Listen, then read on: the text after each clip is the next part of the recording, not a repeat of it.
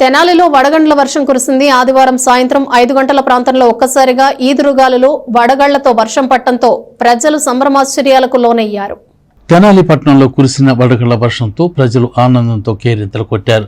సహజంగా ఈ ప్రాంతంలో వడగళ్లతో వర్షం పట్టడం చూడని ప్రజలు ఆదివారం కురిసిన వడగళ్ల వర్షం అందరినీ సంభ్రమాశ్చర్యాలకు గురిచేసింది. ఇదే సందర్భంలో విపరీతమైన గాలి కూడా వీయటంతో భయాన్ని కలిగించింది.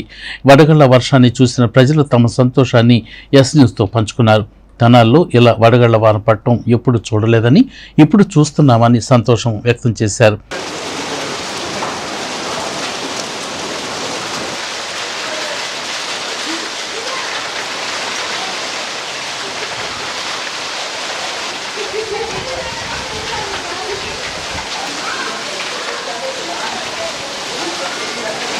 నా పేరు దుర్గా అండి.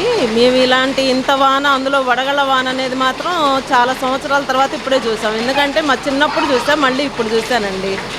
చాలా బాగుంది కూడా. కాగా ఒకేసారి వడగళ్ల వర్షంతో పాటు గాలులు విపరీతంగా వీయటంతో పలు చోట్ల చెట్లు, కరెంటు స్తంభాలు పడిపోయాయి. కాలారి హాస్పిటల్ వద్ద చెట్లు పడిపోయాయి. అలాగే టిట్కో హౌస్ వద్ద ట్రాన్స్ఫారంపై తాడి చెట్టు పడింది. ఇలా పలు చోట్ల చెట్లు పడిపోవడంతో విద్యుత్ సరఫరాకు తీవ్ర ఆటంకం కలిగింది.